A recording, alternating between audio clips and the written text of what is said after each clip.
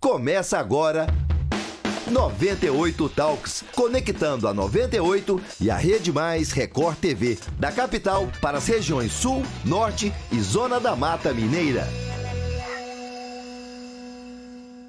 Para você ligado na Rede Mais HD. Hoje estamos na Rede Mais, falando por interior de Minas, com o nosso 98 Talks. No sul de Minas, Varginha, queridíssima Varginha, Juiz de Fora, uma série de pessoas que eu adoro em Juiz de Fora, e lá no norte de Minas, Montes Claros. Queria aproveitar e já começar mandando um abraço para dois amigos especiais, Dalto e Dario Colares, dois amigos especiais que eu tenho lá em Juiz de Fora e que acompanham o nosso 98 Talks. É um prazer estar com vocês aí. Está entrando no ar um programa que a notícia é o fio condutor. Nosso negócio aqui é opinião. E opinião, você já sabe, cada um tem a sua, por isso, forme a sua opinião e você pode conversar com a gente durante o programa. Esse programa tem um oferecimento da Distribuir Higiene, produtos e soluções inovadoras em limpeza, higiene, desinfecção para sua empresa. Acesse aí distribuirhigiene.com.br, distribuirhigiene.com.br. Na produção, Vitor Duarte. E hoje você pode nos acessar no 98live.com.br, tem a aba chat, você conversa com a gente. Tem também o nosso WhatsApp, claro, 31 993169898 e todas as redes sociais, @RedeMaisHD. Começo cumprimentando os senhores com aquela velha lógica que uso da chamada na escola. Ele não podia chegar atrasado porque a letra A indicava que ele seria um dos primeiros a ser chamado.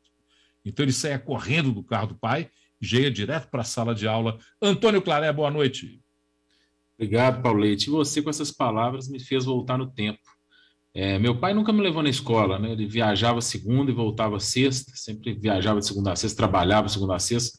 Minha mãe que me levava. Eu, graças a Deus, tenho esse grande prazer de poder levar a Maria Antônia, minha filha, todos os dias na escola. Mas essas suas palavras iniciais me fizeram ter boas lembranças aqui da época de Colégio Loyola. Obrigado. Boa noite, Luiz Fernando. Boa noite, Paulo Leite, e a todos que nos acompanham.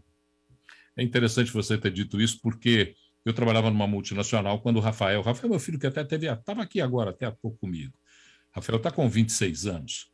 E ele, na época de escola, né, escolar, eu trabalhava numa multinacional, chegava muito cedo, e eu tinha muito poucas vezes a chance de levá-lo ou buscá-lo na escola. E toda vez que eu levava ou buscava, meus olhos enchiam de lágrimas. Era muito interessante isso, o prazer de levar. Um prazer que eu tenho certeza Luiz Fernando tem, com dois filhos lindos, com três, né? Só que a mais velha já está, inclusive, morando na Europa. Mas três filhos lindos que ele, com certeza, teve a oportunidade de levá-los à aula. Boa noite, Luiz Fernando Rocha. Boa noite, Paulo Claré. O Paulo, é um dos objetivos, né? Foi um dos objetivos, uma das sensações que nos levaram a vir para o interior, a morar perto do trabalho e os meninos estudarem perto da casa, enfim, e ter essa possibilidade de almoçar em casa todo dia, ter uma qualidade de vida que eu não tinha em Belo Horizonte, né? Em 10 anos, 11 anos que nós passamos de casamento em BH, a gente não tinha a qualidade de vida que a gente tem em 6 aqui. É muito interessante essa possibilidade, sim, e ela é sempre uma possibilidade emocionante. Era mais no comecinho, agora já é mais... Tem dia que a gente só quer que eles vão logo para a gente ficar livre na metade do dia e ter condições de dar uma descansada. Mas é muito bom, sempre muito bom. Agora você está falando de Belo Horizonte aí, deixe-me defender minha região aqui, minha querida Pampulha. Na Pampulha é uma espécie do interiorzão, viu? A gente só não almoça em casa. É uma tendência, Claré.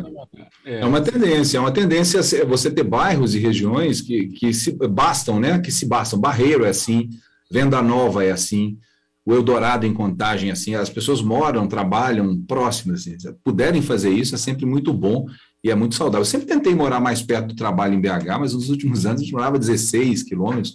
16 quilômetros aqui é outra cidade, é Três Corações, é Eloy Mendes, daria para morar em outra cidade e trabalhar em Varginha.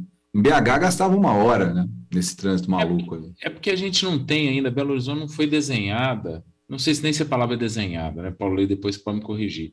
Ela não foi colocada de uma forma que você consiga ter essa vida regional, que é o ideal, né? Como você está falando do Barreiro, conheço milhões de pessoas que moram no Barreiro que não trabalham lá. Eu moro na Pampulha, não trabalho na Pampulha. Muita gente mora ali no Buritis, não trabalha no Buritis. A ideia era realmente ser mais centralizado, regionalizado. mas não é. A palavra que você quis usar é concepção, ela não foi concebida para isso.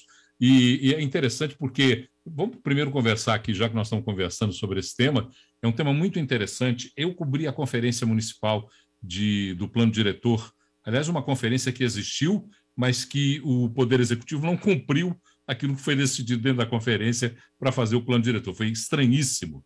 As entidades acabaram saindo da conferência porque não obtiveram repercussão naquilo que era o pleito. Mas eu converso muito com um grande amigo, que é o arquiteto e urbanista Sérgio Missior, e a gente fala muito sobre cidades inteligentes. Ele tem uma paixão pelas smart cities.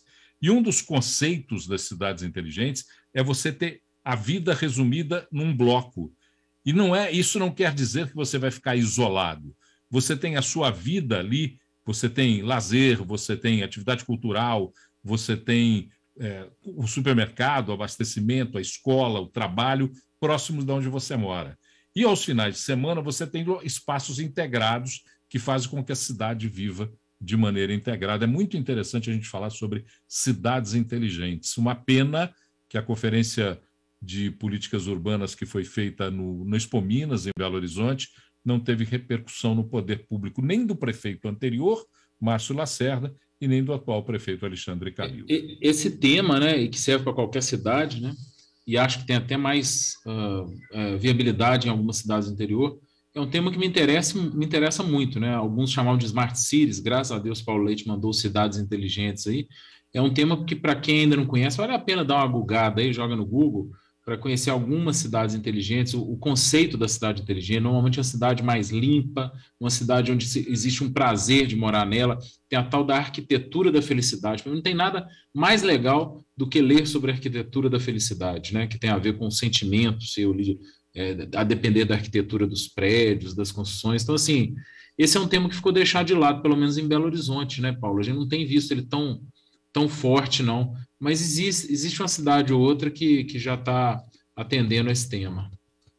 As cidades do interior de Minas têm uma dificuldade muito grande nessas concepções e algumas delas começaram a desenhar essas questões. Mas no interior do Paraná tem uma cidade chamada Maringá, todo mundo sabe, conhece, já ouviu falar. Maringá é uma cidade exemplar nesse sentido, na discussão da cidade inteligente.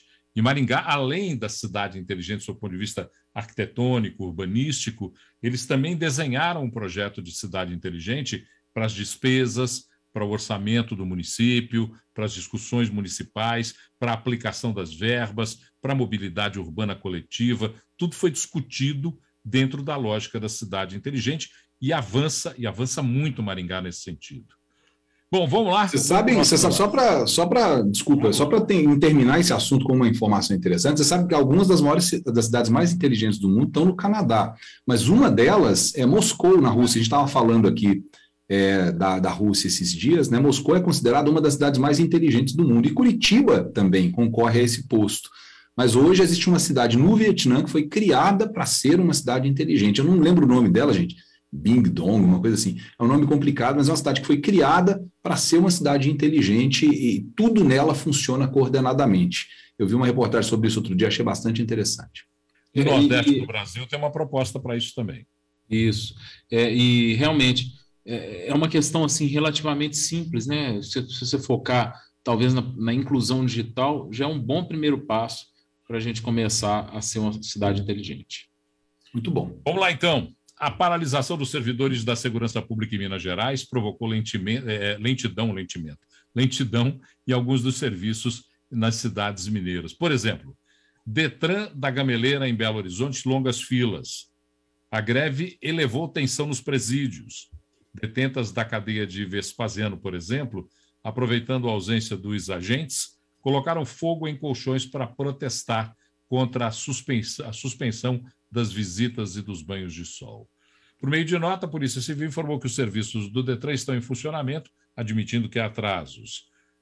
Uma operação padrão está sendo utilizada, principalmente pela Polícia Civil, difundida pela liderança da greve, e sobre a possibilidade de paralisação dos serviços dos presídios, o DEPEN-MG, o Departamento Penitenciário, esclarece que acompanha a movimentação e que vai atuar para que não haja prejuízo no atendimento aos custodiados. Antes de seguir a nossa conversa, Claré, no início da nossa prosa, eu não tive tempo de procurar aqui ainda, mas nos apresentou uma publicação do governador Romeu Zema nas redes sociais. E, Claré, se você tiver ela em mãos aí, gostaria que você falasse sobre ela, e aí depois a gente começa a discussão dessa greve da segurança pública.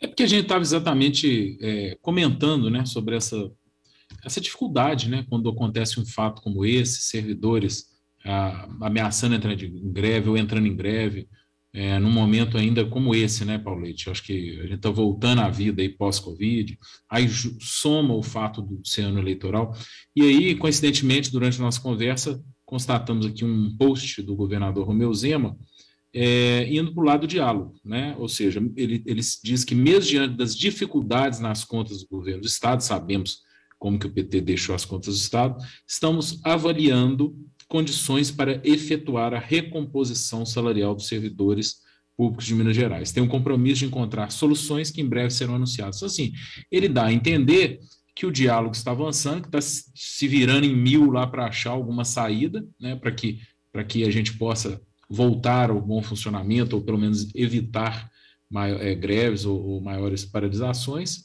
e diz que em breve vamos ter novidades, né? Que bom que pelo menos temos um governo aí que sabe conversar, que sabe dialogar e que está buscando novas saídas. Ele é empresário forte, né? Ele já deve ter passado por muitos problemas com os sindicatos aí, e se Deus quiser a gente vai ter uma saída positiva para o cidadão mineiro, que é o grande cliente do Estado de Minas Gerais.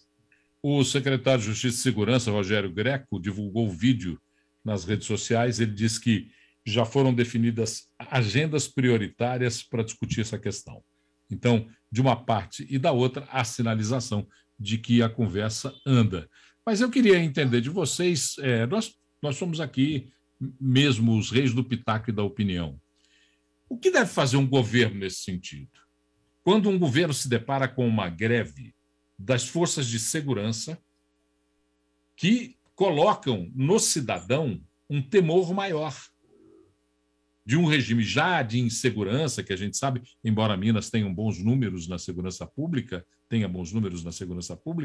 a gente já vive com um certo temor. O que é que um governo deve fazer nesse caso, Luiz Fernando Rocha? Desculpa, dá uma fechada. Paulo, eu já abri.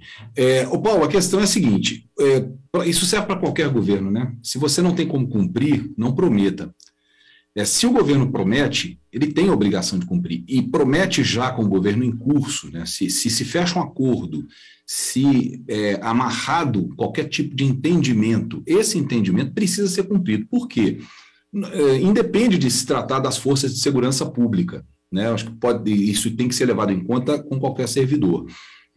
Não só porque o servidor conta com aquilo, mas porque a categoria faz um planejamento em cima do que foi prometido, né? Se não é possível fazer, como não foi, por exemplo, colocar o pagamento em dia no primeiro ano, como não foi pagar 13º em dia no primeiro ano, isso não foi prometido, não foi feito, foi prometido a curto prazo, foi cumprido.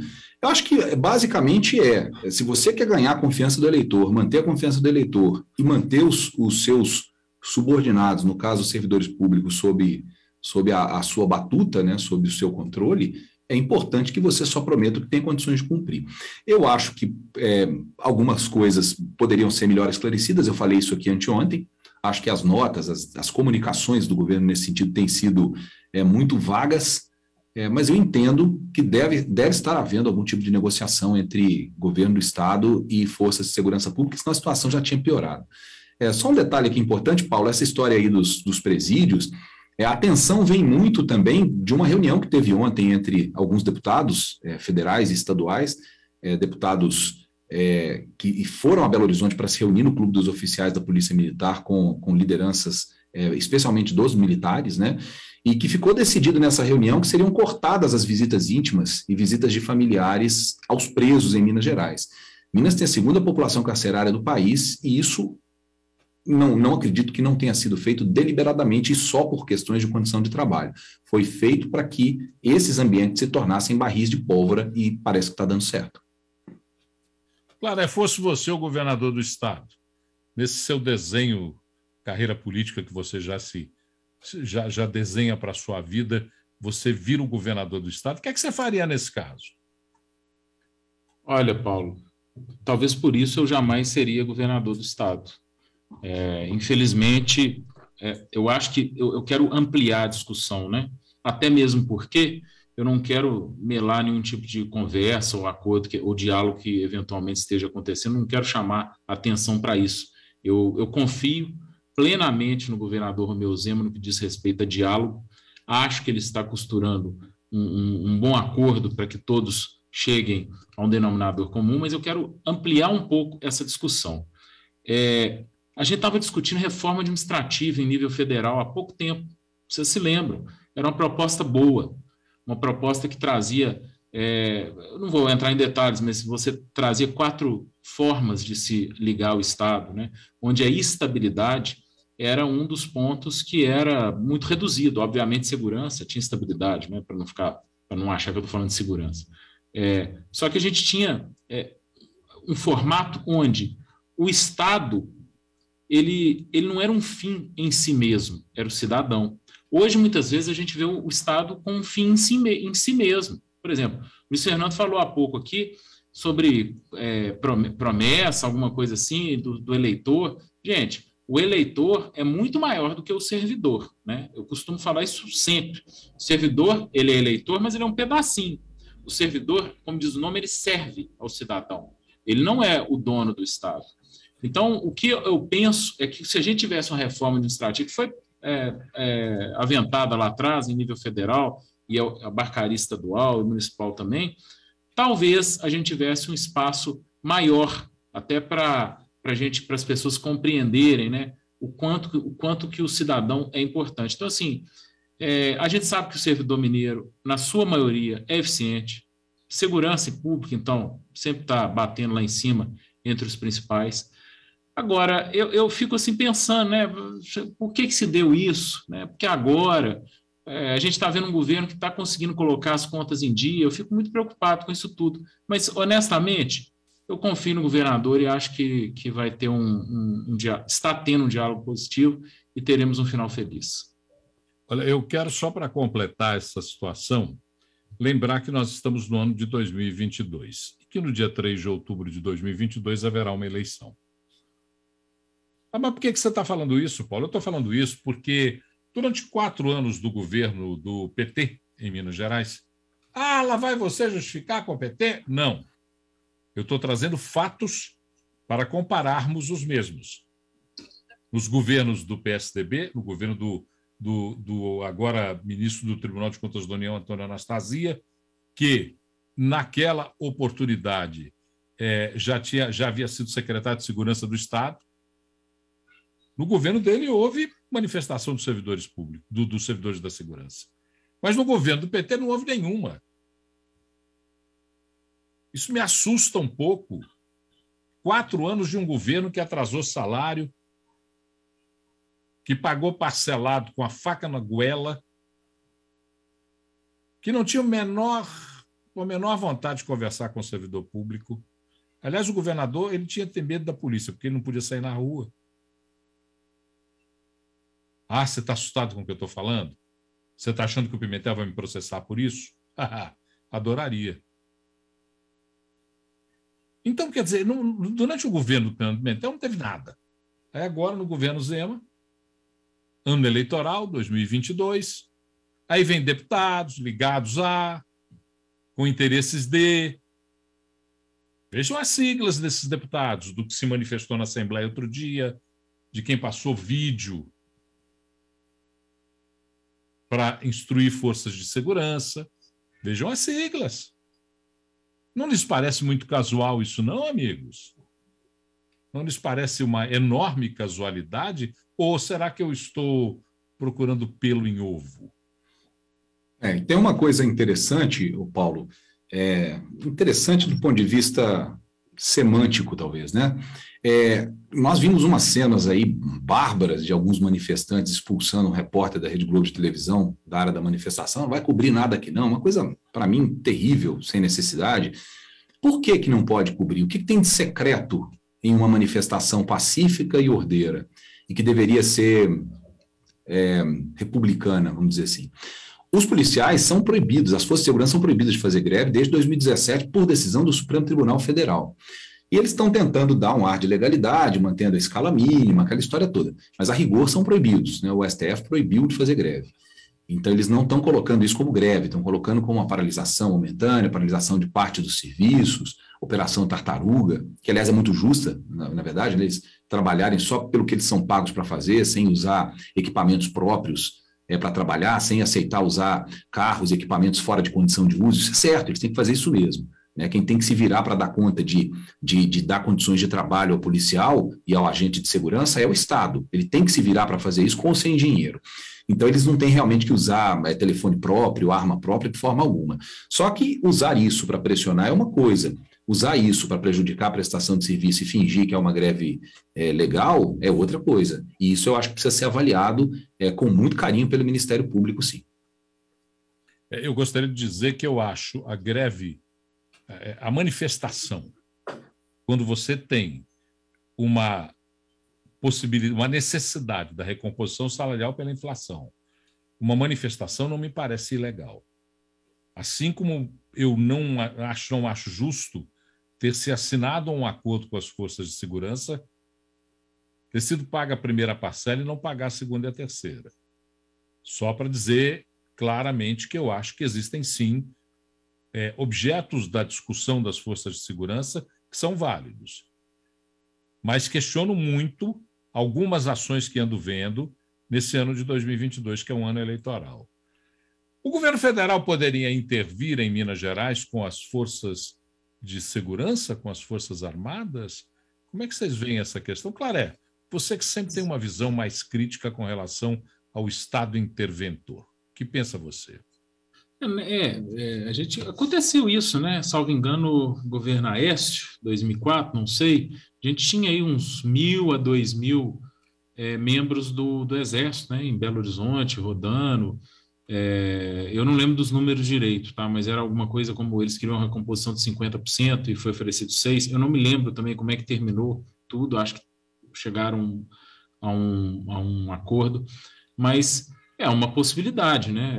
Inclusive um direito do Estado de solicitar esse apoio do Exército em caso de necessidade extrema, mas eu não sei se é o caso. Assim, eu entendo que sempre o diálogo é mais positivo. É fácil falar quando a gente está de fora, né? Às vezes você briga com o vizinho, é tão difícil chegar num acordo com o vizinho, né?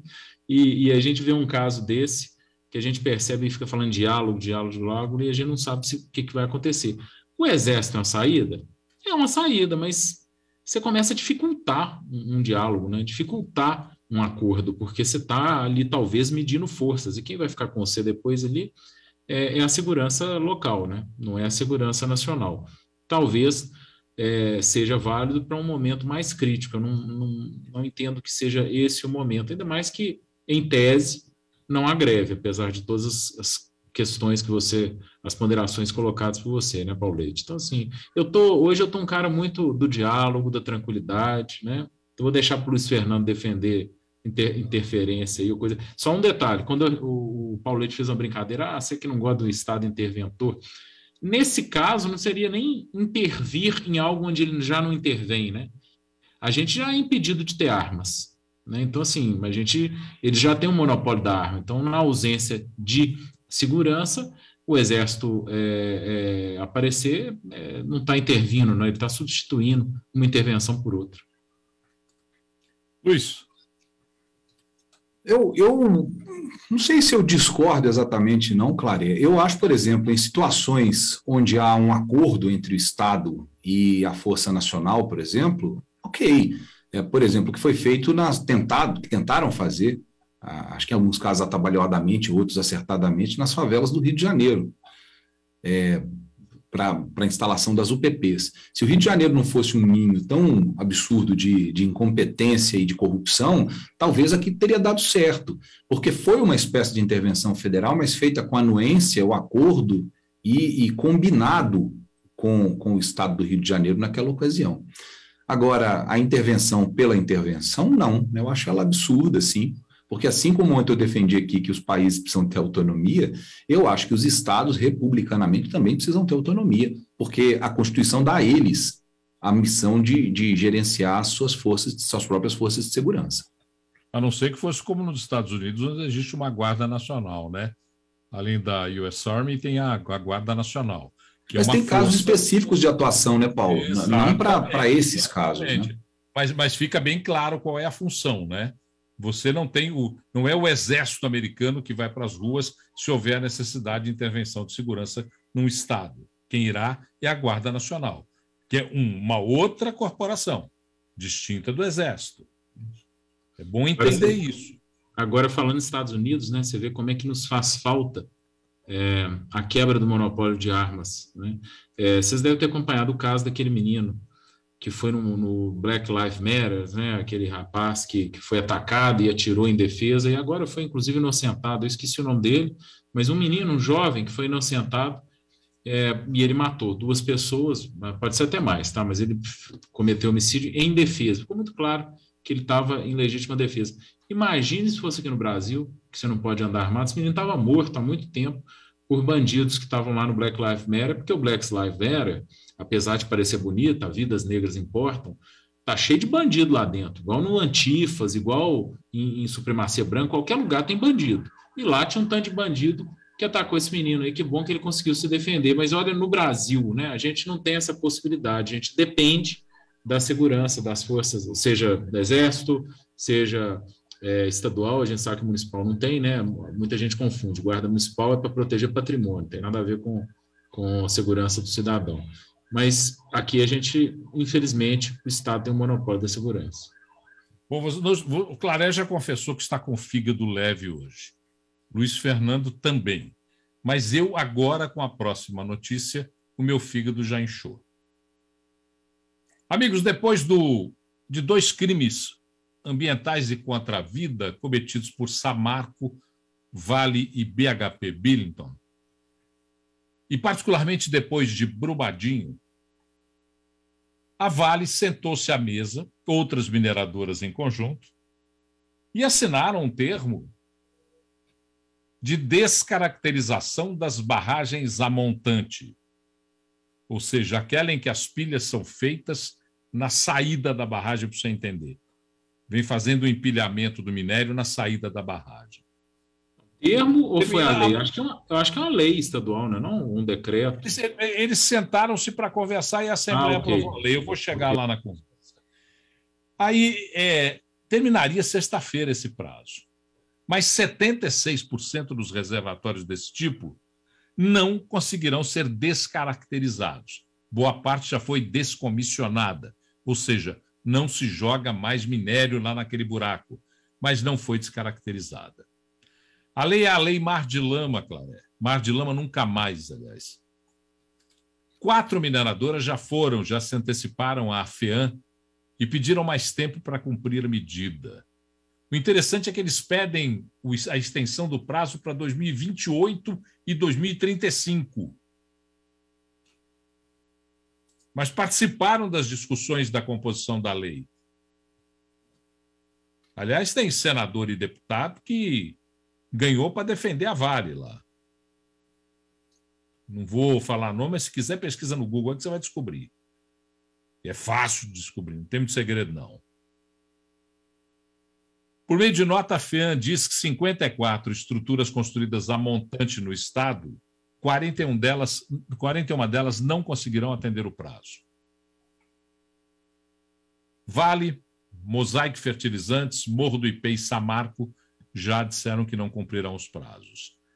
A FEAM diz que não tem autonomia para conceder prorrogação, como foi pedido por elas, mas está participando das negociações junto ao Ministério Público. A Assembleia agora tem uma lei que foi apresentada para estender esse prazo para descaracterizar barragens até 2025.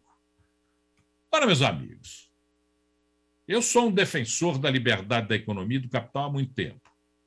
Não conheço fora do capitalismo nenhum regime que deu certo. Mas capitalismo não pode ser canibalismo. Canibalismo é um ato diferente do exercício do capital. E as mineradoras, quando entenderam a lei, se não cumpre a lei, comete crime, pô. E se uma barragem dessa se romper? Claré, Luiz, como é que vai fazer? Vai dizer que não teve condição, que levou a lei goela abaixo? É criminoso. Criminoso tem que entender a lei, gente. Qualquer pessoa, o Paulo, quando se presta a realizar uma atividade, ela precisa conhecer a lei. No Brasil é difícil pra caramba, porque tem lei para tudo. Tem um arcabouço legal, tributário. Você desanimou qualquer um de empreender agora, Luciano. Mas eu sou a lei, não dá para saber tudo, não. Inclusive, sou um grande crítico disso no Brasil. Tem um amigo, né, não vou citar o nome dele aqui, que ele, recentemente, 2, 3 anos, ele deu uma mudança, né, de 180 graus na vida dele profissional, e ele se tornou um pequeno empreendedor. Ele me falou, cara, eu já levei multa lá, não sei, da prefeitura, do Ministério do Trabalho, que ninguém me falou que tinha que fazer isso, não, nem contador, nem advogado. Eu precisaria de uma banca que só grandes empresas têm. Esse é o Brasil. Mas a questão é que eu estava dizendo, inclusive, mas depende muito da atividade, né? Assim, obviamente, a atividade mineradora tem o arcabouço legal muito maior do que a atividade do botequim da esquina. Isso é evidente, né? Natural que seja assim, porque ela envolve mais riscos, envolve mais dinheiro, mais receita, mais despesa, enfim, mais empregos e tudo mais.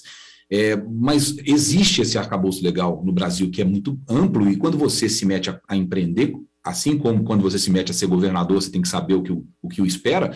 Quando você quer ser empreendedor, você tem que saber o que te espera, mesmo que você tenha que gastar para isso, né, com orientação legal. O Sebrae é uma boa saída, na verdade. O Sebrae tem essas compilações todas para o caso do pequeno, médio empreendedor. Agora, no caso de uma mineradora, eles têm essa banca, né, Claré? Ou eles têm que ter. Eles precisam saber o que os espera, porque envolve uma infinidade de coisas. Envolve as questões de importação e exportação, envolve as questões de sustentabilidade, envolve questões de risco à vida, de risco aos locais onde eles estão trabalhando. Não dá para um cara ou para uma empresa dessa entrar nesse tipo de negócio sem saber o que o espera. Então, Paulo, eu estou com você nessa indignação. E se tem lei que pune também quem comete erro nessa condução, essa lei tem que ser aplicada, que é outra coisa também que não acontece no Brasil. Não aconteceu com a Vale até hoje. Não é que eu não estou indignado, né? Talvez pela minha paz de espírito dessa noite, estou tentando avaliar, mas assim, uma lei sem pena, né? O Paulo falou que não tem penalidade. Então, o que nos resta fazer? Sentar à mesa, então, com o Ministério Público, Assembleia, com quem for, e colocar um novo prazo. Não adianta, vai fazer o que agora? Colocar um novo prazo, mas colocar penalidades que obriguem as mineradoras a cumprirem esses novos prazos, porque senão pode ser que ela faça um cálculo lá e deixe de cumprir. Então, se faltou essa penalidade, que coloque a penalidade de imediato, né, e uma penalidade alta para ser cumprida. Eu queria só comentar uma questão do capitalismo. Não existe capitalismo canibal, né? Não sei se o Paulo usou essa palavra, ou capitalismo. Eu que usei, canibalismo. Canibalismo, não existe isso. O que existe muitas vezes é que até o próprio governo, né, desde o início, com algumas isenções, acabam fortalecendo oligopólios e monopólios, isso desde que o mundo é mundo, é assim, né? Então, esses gigantes, realmente, eles acabam tendo muitas vantagens, mas isso não é capitalismo, né? O capitalismo, pelo contrário, essa força está totalmente dividida e existe a concorrência. A gente sabe que na mineração existe praticamente um monopólio, né, Paulo Leite? Assim, praticamente um monopólio no Brasil. Mas, concluindo essa questão, eu acho que agora é colocar uma penalização e colocar outra meta. Vai fazer o quê a essa altura, né? Crime, não sei se é crime, né? Porque nem toda lei que você descumpre é crime. Né? Existem leis que trazem crimes.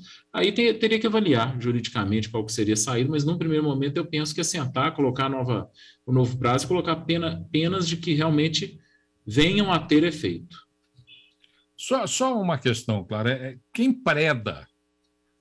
O predador ele comete antropofagismo, canibalismo. Porra. As atitudes das minerações no Brasil, claro. Gente, é idiota dizer que você é contrário à atividade minerária no estado como Minas Gerais. Claro que a atividade mineradora tem que ser respeitada, observada. Eu não estou dizendo não.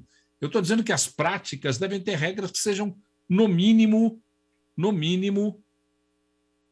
preservadoras das relações com todos os seus, vou usar uma palavra do empresariado, com todos os seus stakeholders, com todos aqueles que atuam no arco dos 360 graus da vida da empresa. A Vale não o fez. Negligenciou, tem que entender isso.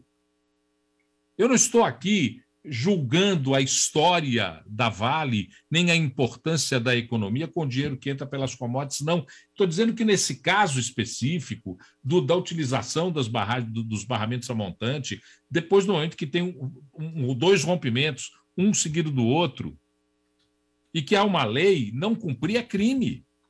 E estão predando o mercado. Esse, para mim, é o grande problema que acontece. E as populações que vivem abaixo de uma barragem a montante? Viva você! Eu tenho amigos que investiram tudo que conseguiram na vida para construir uma casa num paraíso para eles desenhado, que era Macacos, Passárgada, que puseram tudo que construíram ali para construir uma casa. Levaram um pé na bunda, desculpa a sinceridade. Estão morando, tem casais morando em hotéis em Belo Horizonte até hoje. Depois de Brumadinho, quando a Vale foi obrigada a descomissionar e tirar as populações em risco, tem gente morando em hotel na Pampulha até hoje. Eu tenho amigos que estão nessa situação. É normal que isso aconteça? Esses caras vão viver com, mais uma vez, desculpa, o orobó na mão, de que não poderão voltar para suas casas e que a mineradora sequer os convidou para fazer uma negociação justa, adequada, dar-lhes aquele patrimônio que tinham anterior àquilo que aconteceu? Isso é prática de capital? Não é. Não é. Isso não é prática de regra de capital nunca, e nunca será. Luiz, eu também não sei, você olhou para mim assustado, eu falei, o que será que eu falei aqui? Você está muito boca porca hoje, era isso que eu ia falar. Ah, tá. Mas eu sou assim. Mas eu concordo com você. Eu estou bem light, né? Hoje eu estou aqui na paz de Cristo. Viu, Claré parece que tomou a pílula de cor trocada hoje. Mas, amigo, sabe o que é? É porque não dá para não ficar indignado com essa situação. Você imagina, por exemplo, eu vou mais uma vez usar esse exemplo. A pessoa saiu de casa, abandonou tudo que tinha quando construiu a sua casa, pôs piscina, fez área gourmet, arrumou o canto para a sua vida, vivia bem, tranquilo, seguro. De repente, ele é obrigado a sair da sua casa e é enfiado num hotel. Alugam uma casa para ele em Santa Teresa. Para quem não conhece Belo Horizonte, é um dos bairros de Belo Horizonte. Esse cara tinha uma expectativa que, descaracterizado o empreendimento agora, na próxima sexta-feira, em 2022, ele tinha uma expectativa que ele poderia voltar ao seu patrimônio. Aí a mineradora diz, não, só em 2028 ou 2035. O que é isso? Me conta. Esse cara tem que ficar feliz, tem que aplaudir, falar, não, Vale, é muito importante o dinheiro que você traz para o Estado de Minas Gerais. A sua contribuição para a economia do nosso Estado é fundamental, mas a minha vida não vale nada. Tudo que eu construí para mim, para minha família, não vale porcaria nenhuma. Essa é a lógica que a Vale quer seguir? Isso é exercício de capitalismo saudável? A impressão que dá que não se importa, Paulo. A verdade é essa. Ela não se importa. Isso não dói neles em lugar nenhum.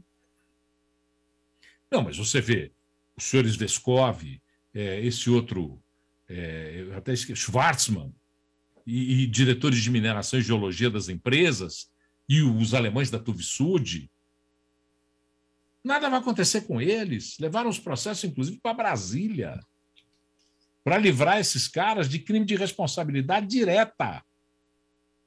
Eles sabiam. Eu, no dia subsequente ao rompimento da barragem do Fundão, no dia do rompimento da barragem do Fundão, eu e Carol Lages, jornalista do Grupo 98, da Rede 98, estivemos em Brumadinho no dia, o rompimento foi meio-dia e alguma coisa, 1h15, nós estávamos lá no Córrego do Feijão. Eu ouvi inúmeros depoimentos de que a Vale já tinha feito avaliação das casas, já tinha desenhado a possibilidade de compra de sítios, lotes, de uma pousada que existia no local. Tinha feito treinamentos que não fazia nos últimos 10 anos, realizado treinamentos de evacuação de local em 2, 3 meses antes. Aquilo aconteceu em janeiro, os treinamentos começaram em novembro. Existem vídeos da Vale distribuídos em novembro, contando da possibilidade da rota de fuga como prevenção. Mantiveram um refeitório com seus empregados a jusante do paredão da barragem que sabiam que iria romper. O que é isso se não é um crime? Senhor advogado de plantão, o que é isso se não é um crime? O que se caracteriza isso? Desleixo? É o que eu sempre falo, né? A gente tem que saber separar o criminoso da empresa, né? A gente não pode, nunca, por mais raiva que a gente tenha, a gente não pode imaginar que uma empresa é feita de pessoas, né? Uma empresa é uma criminosa. Você tem que identificar os criminosos e fazer pagar. Infelizmente, a gente tem uma grande impunidade no Brasil. Vamos pensar em outro caso aqui, até para ter um paralelo, Mensalão e Petrolão, né? Quer dizer, as pessoas não podem destruir uma empresa, tem que destruir o criminoso. Infelizmente, os criminosos estão aí. Alguns até são candidatos, para não falar qual cargo, para não dar confusão aqui. E as empresas, muitas vezes, quebradas ou iniciando lá de baixo, muitos empregos perdidos. Será que foi positivo? Eu acho que foi negativo, porque tanta gente perdeu emprego, tanta gente hoje passa fome, não tem dignidade, não conseguiu colocar o filho na escola, não conseguiu dar o melhor para o filho, às vezes até comida, mas os responsáveis, pessoas físicas, estão aí, candidatos e tudo mais. E aí? A galera ficou até boquiaberta. Não. Eu estou indo para falar aqui, eu estava com o microfone fechado. Está valendo a mensagem que eu mandei no grupo. A questão é que pau que dá em Chico dá em Francisco. Eu não consigo entender os crimes. Não existe crime que absolva crime. Não tem. Não tem crime que absolva crime, eu não conheço nenhum. Então, nós estamos que todo mundo é criminoso, todo mundo para a cadeia. Aliás, vai ser muito interessante ver uma cadeia repleta de políticos corruptos e de empresários mau caráter, né? E eu não estou generalizando nenhuma classe nem a outra.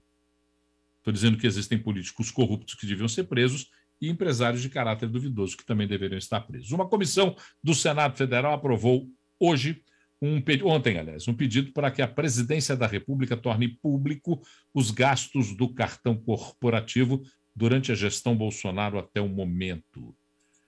Esse requerimento veio de uma matéria do jornal o Globo, em que mostra, através dos levantamentos do cartão corporativo da presidência, um gasto de aproximadamente 29 milhões e 600 mil reais, 18% a mais do que os milhões consumidos por Dilma e Temer juntos.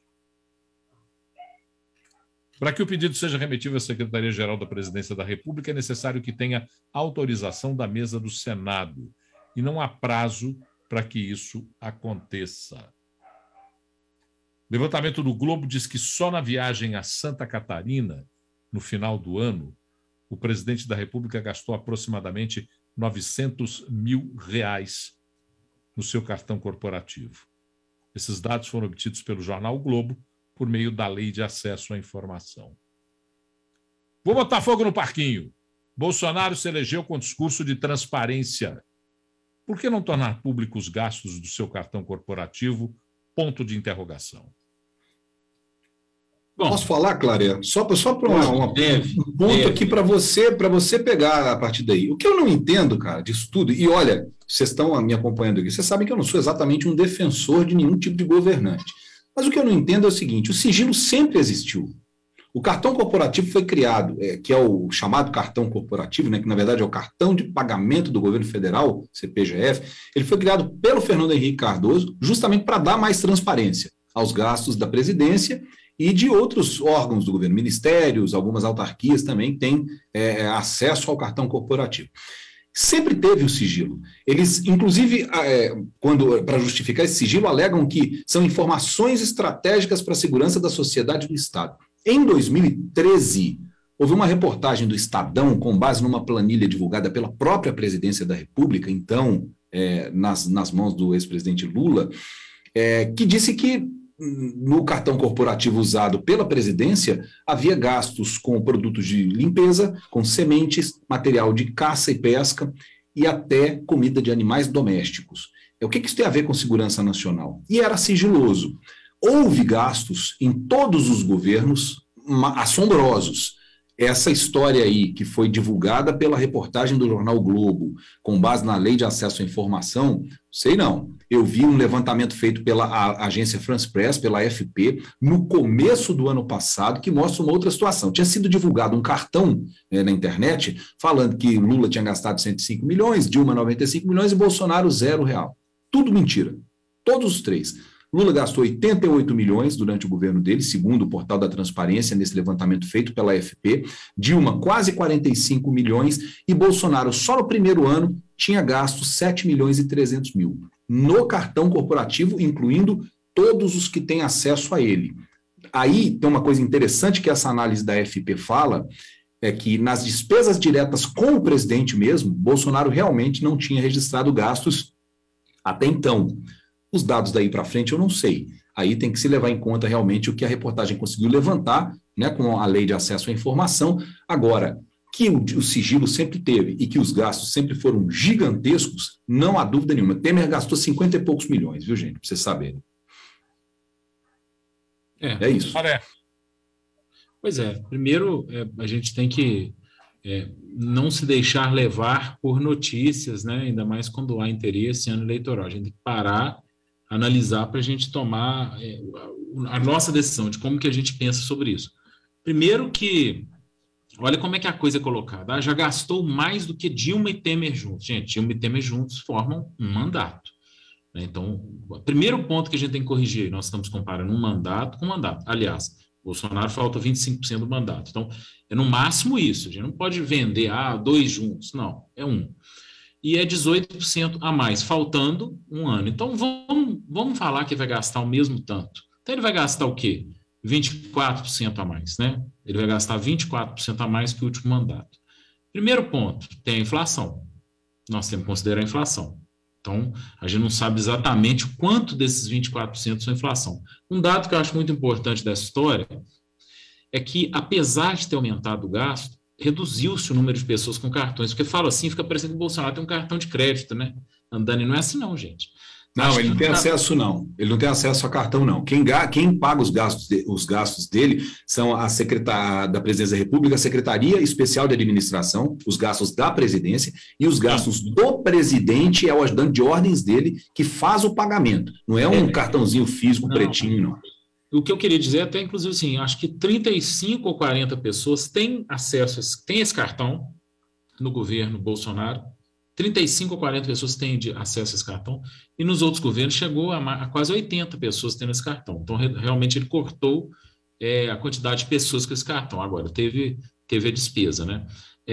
A gente tem que, então, avaliar o seguinte: primeiro, inflação, né? Tem que entender se ele gastou mesmo, por isso que era importante a transparência, se ele gastou mesmo mais ou se isso tem a ver com inflação. Sobre a transparência, eu sempre vou ser a favor da transparência total. Por mim, tinha que ser absolutamente transparente. Eu entendo quem combate isso sob o argumento de segurança, porque, de fato, imagina se você começa a identificar onde que o presidente da República compra o seu arroz, né? Ou a sua pizza, onde que ele vai, né, para comer alguma coisa.